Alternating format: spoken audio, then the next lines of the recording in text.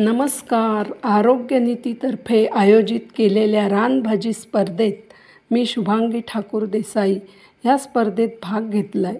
आज मी कोलेरा या रानभाजीची रेसिपी कशी बनवायची हे पाहणार आहोत. ही बहुगुणी तर आहेच, पण चवीलाही खूप छान. कोणतंही रासायनिक द्रव्याशिवाय केवळ निसर्गाचं देणं म्हणूनच ही भाजी ओळखली जाते. कोलेरा, कोरळा, कोरळ अशा विविध नावांनी ओळखली जाणारी ही भाजी.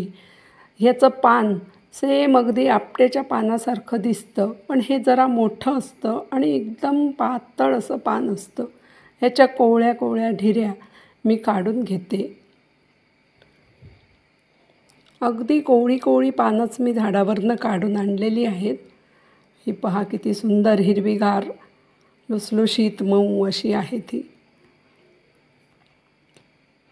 तर ह्या पानाच्या मी पूर्ण ह्या जे देठ आहेत हे सगळे काढून घेते.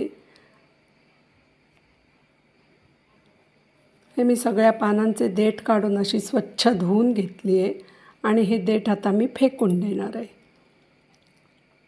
आता ही भाजी मी बारीक चिरून घेते. जास्त जाड नाही, मोठी नाही, अशी चिरून घेतली. ह्यामध्ये मी आता 3-4 हिरव्या मिरच्या, 7 ते 8 लसूण आणि 1 इंच आलं सरसरीत असं वाटून घेणार आहे. जास्त बारीक नाही. अशी ही पेस्ट मी करून घेतली. ती आता ह्याच्यामध्ये मी घालून घेते. आता ह्यामध्ये मी पाव चमचा जिरं पावडर, अर्धा चमचा धणा पावडर आणि अर्धा चमचा आमचूर पावडर असं घालून घेतलं आहे. चवीनुसार मीठ हे सगळं घालून मी सगळं हाताने मस्त मिक्स करून घेते, जेणे की सगळ्या भाजीला हा मसाला लागेल.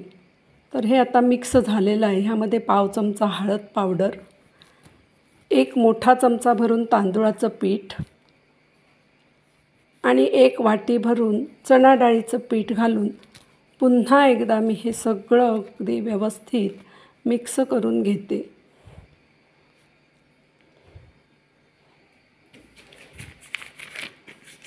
हे मिक्स झालेलं आहे.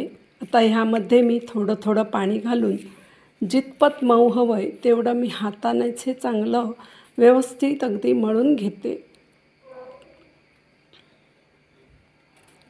हे मळून झालेलं आहे. हे बघा, इतपत आपल्याला मऊ पाहिजे तसं मी हे करून घेतलं आहे.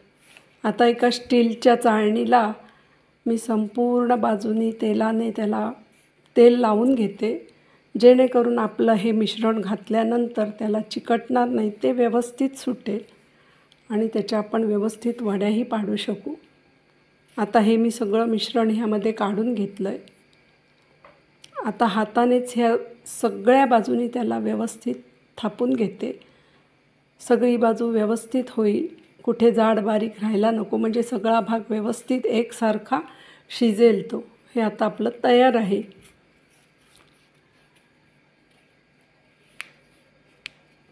आता गॅसवर मी पातेल्यात पाणी ठेवलं आहे उकळत आणि आता त्याला उकळी फुटणारच आहे. आता ही चाळण मी ह्या पातेल्यामध्ये व्यवस्थित ठेवून घेते आणि त्याच्यावर झाकण ठेवून हे 15 मिनिटासाठी वाफवून घेते.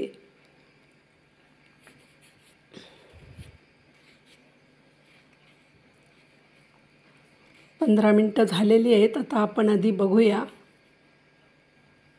सुरीला मिश्रण चिकटलं नाही, म्हणजे आता हे आपलं झालं आहे. हे आपण काढून घेऊ आणि गार झाल्यानंतर ह्याच्या आता आपण वड्या पाडून घेऊ. तुम्ही कोणत्याही आकारात वड्या पाडू शकता. मी इथे चौकोनीच पण जरा मोठ्याच आकाराच्या वड्या पाडून घेते. आता या वड्या आपल्या पाडून तयार आहेत. तुम्ही पाहू शकता किती खुसखुशीत, अगदी हाताने अलगद मोडतील अशा ह्या वड्या तयार आहेत. ह्या तुम्ही अशाच पण खाऊ शकता, तळूनही खाऊ शकता किंवा वरून फोडणी घालूनही खाऊ शकता. मी एक तव्यावरती 1 छोटा चमचा तेल घातलं आहे आणि त्यामध्ये 2-3 हिरव्या मिरच्या मी परतून घेते. मिरच्या परतून झाल्या की त्यातच मी 7 ते 8 पानं आघाडा, जो की बहुगुणी बहुऔषधी आहेच, पण हा देवांनाही आपण पत्री म्हणून वाहतो. हा अत्यंत औषधी असे याचे गुणधर्म असणारा आघाडाही मी ह्याच्यामध्ये थोडा वेळ परतून घेते आहे. ही एक रानभाजी म्हणूनच ओळखली जाते. तर हे माझं परतून झालेलं आहे, हे मी काढून घेते आणि ह्यामध्येच मी अर्धा चमचा पांढरे तीळही व्यवस्थित भाजून घेते. हे सगळं मिश्रण मी काढून गार करत ठेवते आणि त्याच तव्यामध्ये 1 चमचा तेल मी घालून घेतलं आहे आणि ह्याच्यातल्या काही वड्या मी थोड्याशा तेलावरती परतून घेते. वड्या एका बाजूनी खरपूस झाल्या की त्याची दुसरीही बाजू मी थोडीशी भाजून घेते, जेणेकरून त्या खुसखुशीत होतील आणि चवीलाही खूप खमंग लागतील. आता आपल्या वड्याही भाजून झालेल्या आहेत, ह्या आता मी काढून घेते.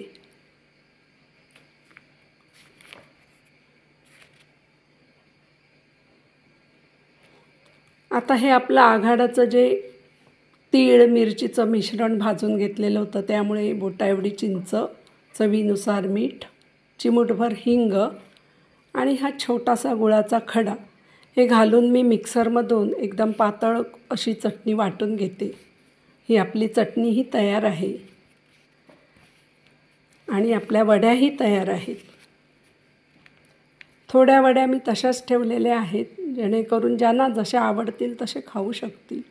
तर ही आपण भाजून घेतलेली वडी ही फार खुसखुशीत झालेली आहेच, पण ही सुद्धा फक्त वाफवलेली वडी एवढी खुसखुशीत झालेली आहे की ती आपण चटणीबरोबर डायरेक्ट अशी खाऊ शकतो.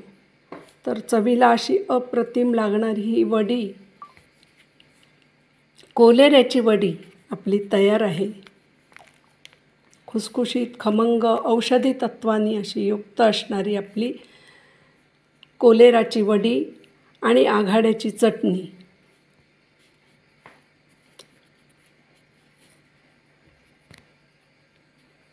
नमस्कार.